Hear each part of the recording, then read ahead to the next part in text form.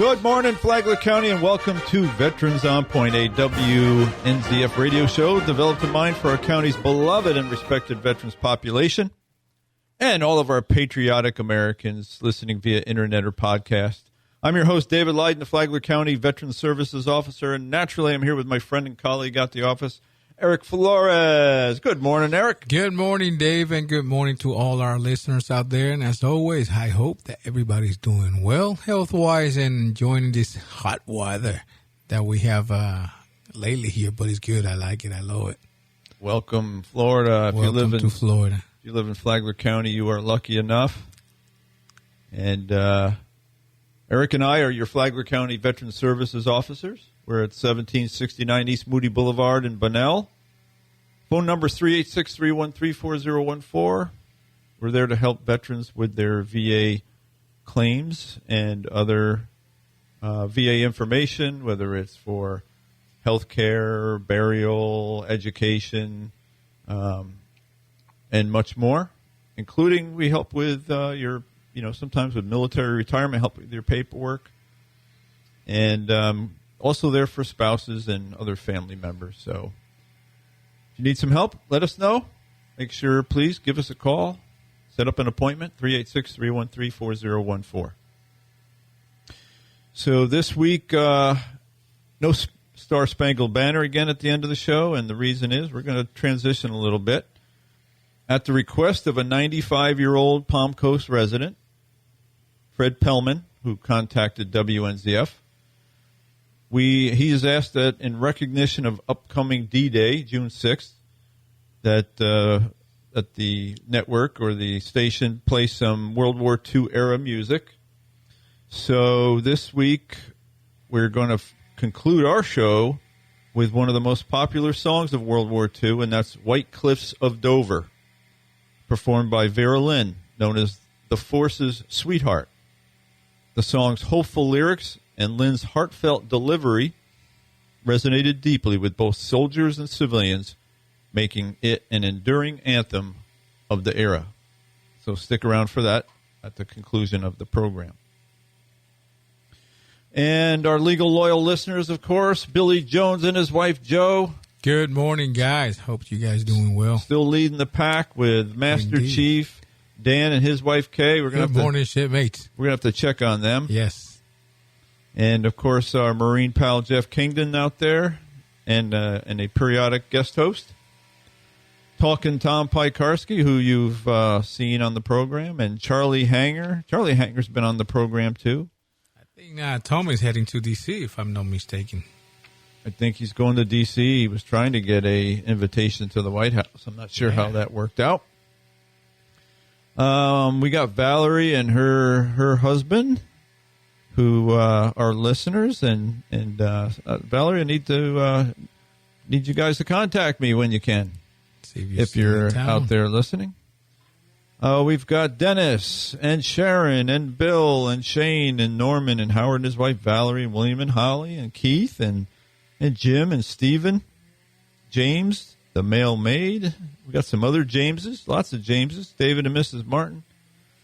We got Bicycle Frank. I saw Bicycle Frank driving down south in Belterra, way out there. And Bicycle Frank's been on the show, if you remember, a couple weeks ago. We got Rudolph and Thomas and Leon, Don, Delmer, Michael, Frankie Jr. and Frankie Sr. Frankie Sr. Good morning, guys. We're thinking of you. I know you got some procedures coming up. And hopefully you can't hear that weed whacker outside the studio right now, but it's quite loud to me. I think our producer's trying to tone that out. So if you can't hear it, that's good.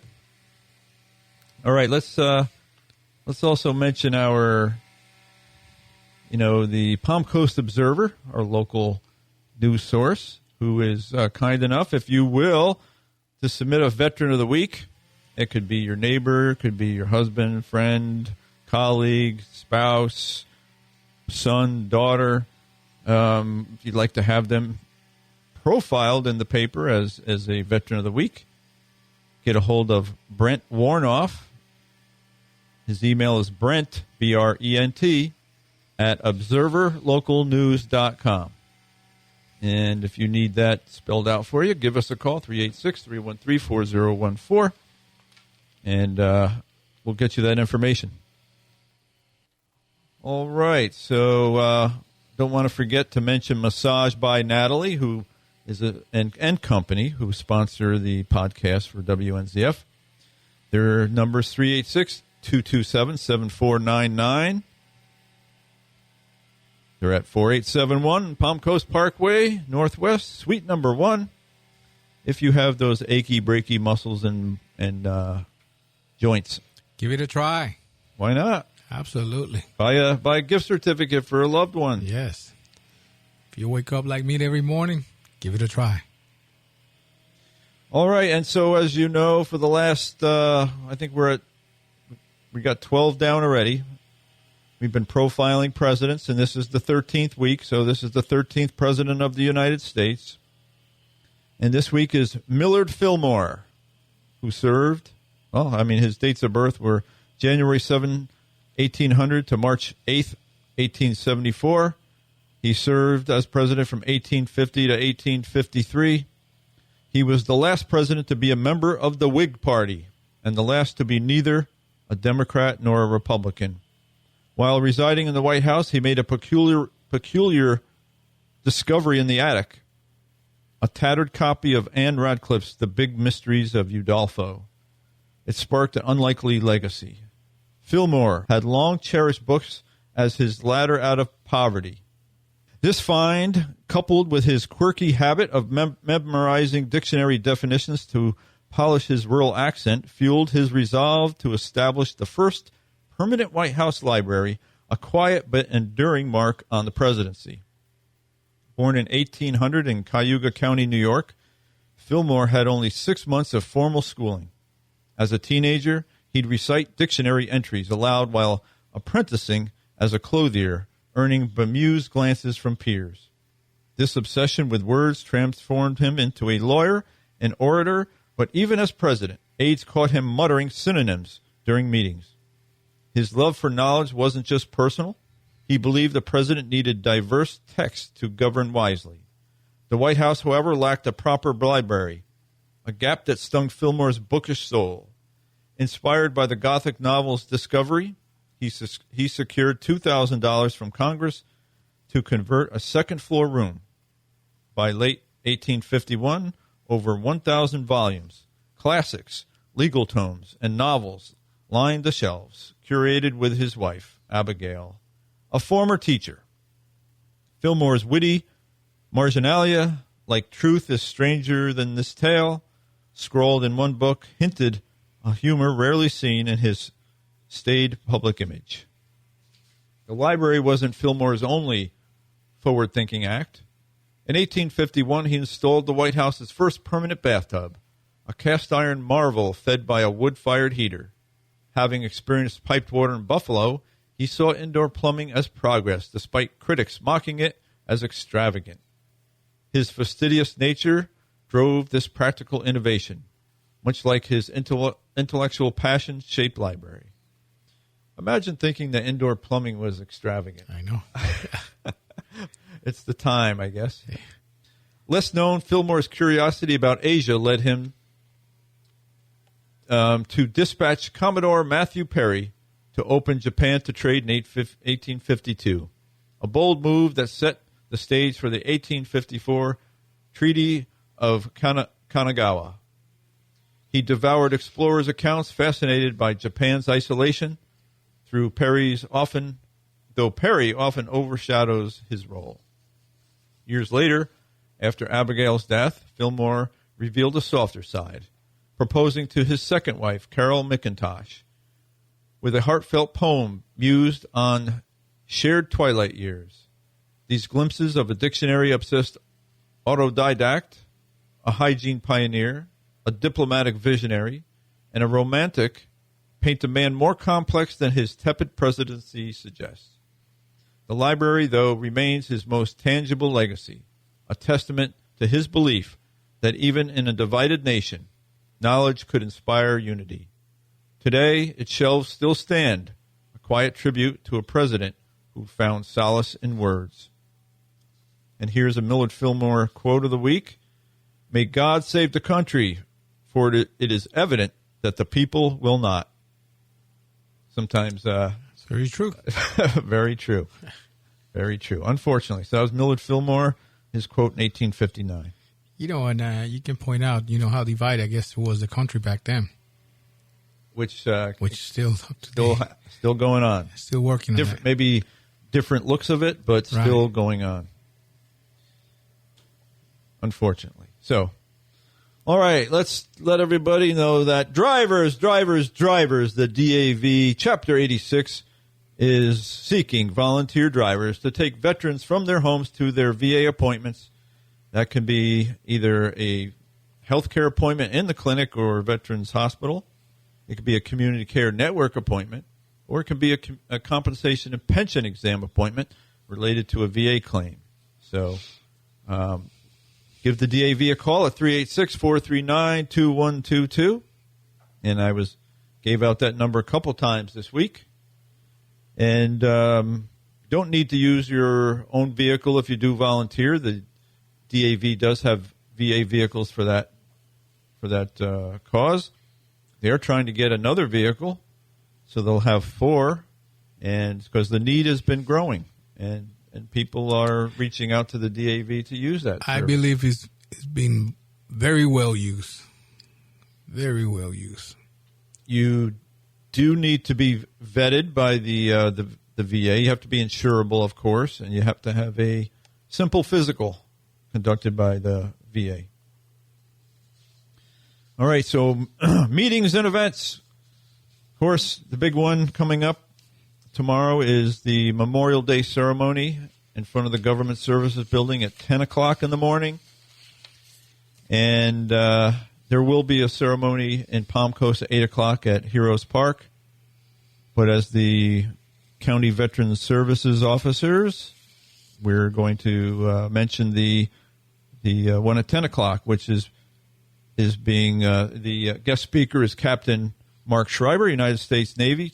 He is a retired chaplain from the Navy. And Melanie DiMartino will be singing the national anthem. The invenerable Vince Cautero will be rounding out the ceremony with God Bless the USA. Congressman Randy Fine, the 6th Congressional District, will be in attendance and addressing the crowd, and much more. Of course, a flyover by Fireflight, County's Fireflight helicopter.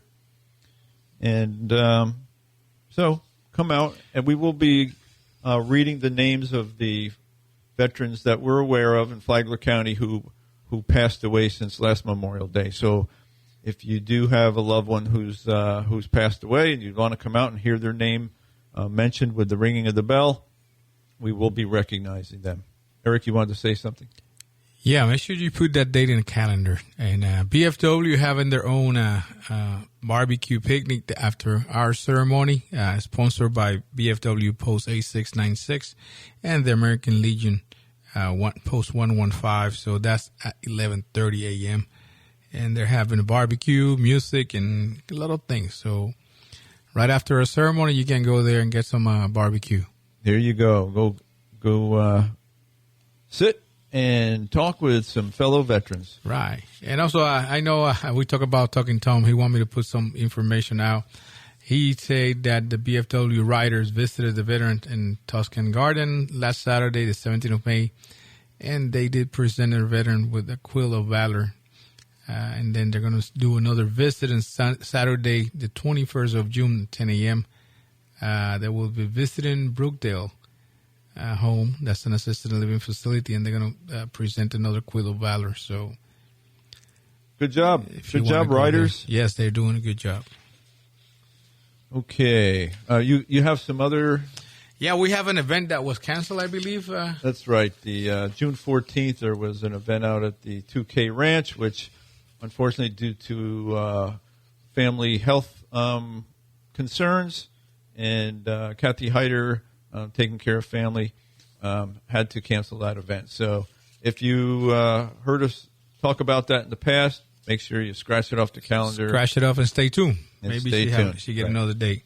So the American Legion is hosting their 5th annual charity golf tournament, and that this is going to be on Saturday, October 4th. If you want to register, give them a call at 386-585-5302. And they're going to have, if you're a golf fan, they're going to have a lot of things going on that day. So reserve your date and pay. So we mentioned community care when we were talking about the DAV transportation. So community care is when the VA can't get you into one of the an appointment in the VA in a timely manner, or if it's for a specialty and they send you to the VA hospital, which is 90 miles away, and then you can request the community care. So there's been some changes in that are hopefully going to make this more streamlined for our veterans, including us here. So here's some great news for our veterans. The Department of Veterans Affairs has just announced a major change to make it easier for veterans to access medical care outside the VA system. As of 20 May 2025, veterans no longer need a second VA doctor's approval to receive community care from private providers. So what was happening before, your primary care doctor would say, okay, you need to see a specialist, and that would be either in Gainesville or Orlando, and you say, well, that's too far, Doc. I just can't be driving that far to my appointments. Okay. We'll refer you to community care. So now the way this looks is that your primary care doctor can make that referral, and it doesn't have to go to another doctor who would just do community care referrals to set you up with that. That's what it sounds like. So this change stems from the Senator Elizabeth Dole 21st Century Veterans Healthcare and Benefits Improvement Act passed by Congress last fall. Previously, since the 2019 Mission Act, veterans and their referring clinicians could decide together on community care, but a second VA doctor had to review and approve the decision. That extra step often delayed care, often by a week or more, which it was more, not a week, it was more. Way more. Now, with the secondary review eliminated, eligible veterans can get to their appointments with private sector doctors much faster. Why does this matter? About 40% of VA-funded medical appointments are handled by private providers, a number that's been steadily climbing over the past decade. This streamlined process means veterans can access the care they need, whether it's for specialized treatments or faster scheduling, without the paperwork hassle. VA leaders are also rolling out training to ensure staff are fully equipped to implement this change smoothly. So, veteran advocates are calling this a win, with many saying it respects veterans' time and medical needs. One veteran shared on social media, this simple reduction in steps will save us at least a week. It's a step toward making healthcare more accessible and efficient for those who serve their country. Now, if done properly, it will help.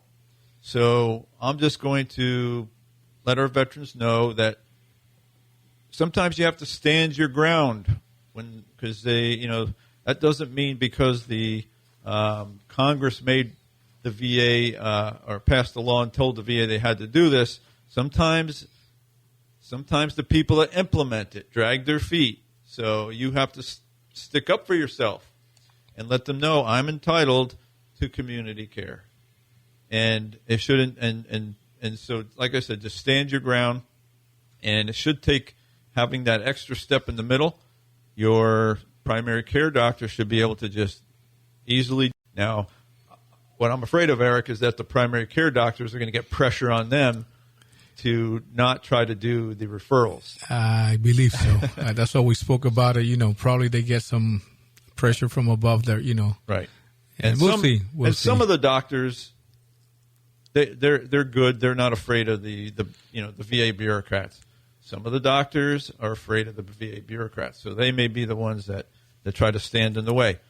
But you've got to let them know you know the rules, you know your rights, and just but also be respectful about it too. Right.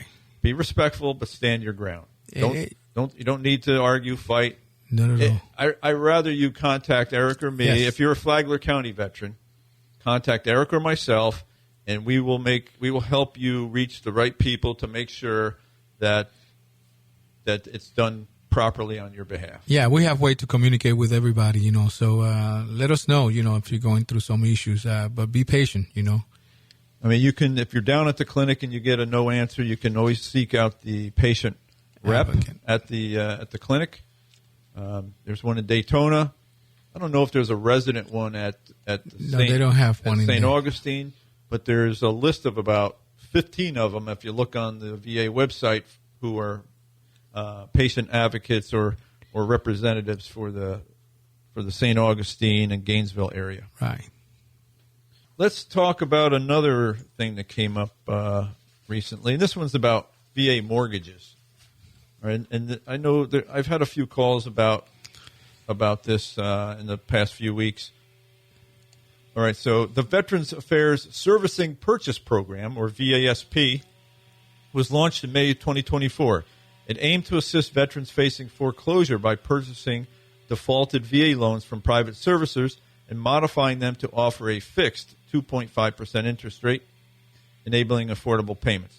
It helped approximately 17,000 to 20,000 veterans avoid foreclosure, with the VA acquiring over $5.4 billion in loans. Wow. That's a lot. However, the program faced criticism from Republican lawmakers, including Representatives Mike Bost and Derek Van Orden, who argued it lacked congressional authority, put taxpayer money at risk, and undermined the VA's home loan program. They claimed the VA was not designed to be a loan restructuring service. On May 1st, the VA terminated that program, the VASP program, citing its unsustainability and misalignment with the VA's role. The decision sparked concern among housing advocates and Democrats, who warned that without a replacement, thousands of veterans, around 81,000 in default as of February 2025, could face foreclosure. Critics, including the Mortgage Bankers Association and the Center for Responsible Lending, highlighted the lack of immediate alternatives, with foreclosure as a likely outcome for many. In response, the House approved the VA Home Loan Program Reform Act yesterday, May 20th, 2025, by a voice vote, establishing a partial claims program. This would allow veterans to defer missed payments to the end of their loan term, reducing foreclosure risks without the VA holding loans directly. The bill, supported by Representative Van Orden, awaits Senate approval. Democrats like Representative Mark Takano urged interim assistance, warning of delays in implementation. No replacement program is currently active, leaving veterans to explore options like lender hardship programs, VA housing grants, and financial counseling. So, veterans can contact their mortgage services or the VA at 877-827-3702. Use option 4 for assistance. So those are a couple of things that are recent in the VA news. If you have a VA mortgage, a VA home loan, and you know that you're going to default, give them a call at the number that they gave you, because they have things that you can work out with the lender and stuff like that. They try to help you out. Yeah, don't let it get out of hand. No, it's much easier if you get ahead of it. So don't wait. You're going to be in default, so don't wait a year after because it might be too late. VA doesn't want to have to pay that loan back, so they guarantee that loan, so they have programs to help you out. You have anything else on your list over there, Eric, that we can finalize the show with? No, I don't have anything here, but I had a call last week by a lady that she's trying to help a U.S. Marine Corps Reserve vet that is very ill. And she asked if I could help her. So I asked her, do you have DD-214 or any military personal records? And she did send me the DD-214 in one page of a military record. That it wasn't that much. But the DD-214 said that he was in the reserve and he just served active duty 6 months, which is the school and, the basic training. So I call her back and say, hey, he don't qualify. He was not active, under federal. So we're still getting those veterans out there. She was mad. She said that's a shame. I say, well, that's what the law says. That's what the law said, right? There's nothing that we can do. We're trying to help them, believe me, and that's our goal, to help them. But some reservists or National Guard that just don't qualify. Now, if you, for some reason, you were injured during boot camp, and that injury is a chronic condition today, right? There might be benefits. Absolutely. But the law does restrict benefits because of the short amount of time. The training in boot camp doesn't count as active duty federal time for a lot of the VA benefits like health care and stuff like that. So, but if he had been called up, just so you know, if he had been called up as a reservist for any length of federal time and he completed that time, that's a different story. But it doesn't sound like it was. It was, but she did what she have to do. If you have any doubt, give us a call. We do the homework for you. Definitely check into it. Yes. Don't just assume. Don't assume. Yes. Don't assume. She was told before that she didn't qualify and she didn't believe it, so she called us, which that's fine. Hey, if you get the same answer twice, now you know that it was right. It was correct. So, but that she was fine. Okay. Good. Well, that's what we're there for, folks, to answer your questions about VA benefits. And, we're both of us spent a lot of time in the military, so we have a lot of knowledge to lean on as far as military service. So we're good at that, too. All right, it's that time of the show where we got to let you know that no country, no state, no community does more for veterans than the United States of America, the great and free state of Florida. The wonderful Flagler County, the lovely city of Palm Coast, and all of our beautiful beach cities. Be a victor, not a victim. Be educated, not indoctrinated. And most importantly, be kind to someone today or many someones. We hope to see you at the Memorial Day ceremony in front of the Government Services Building at 1769 East Moody Boulevard at 10 a.m., Monday the 26th. That's tomorrow, guys. Tomorrow. So we're going to see you there. And I hope that you guys enjoy the weather, the hot weather. Enjoy. Dave say that we have some beautiful beach. Yes, we do. So enjoy the beach. And we'll see you next weekend. Take care. Bye-bye.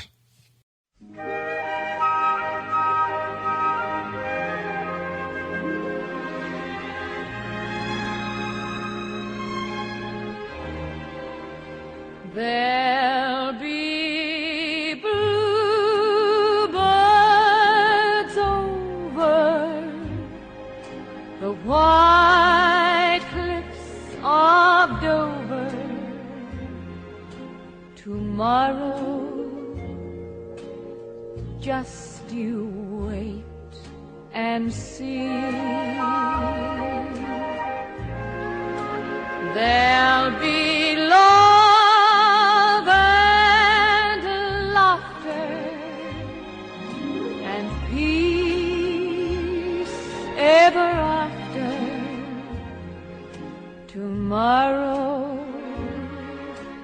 when the world is free. The shepherd will tend his sheep, the valley will bloom again, and Jimmy will go to sleep.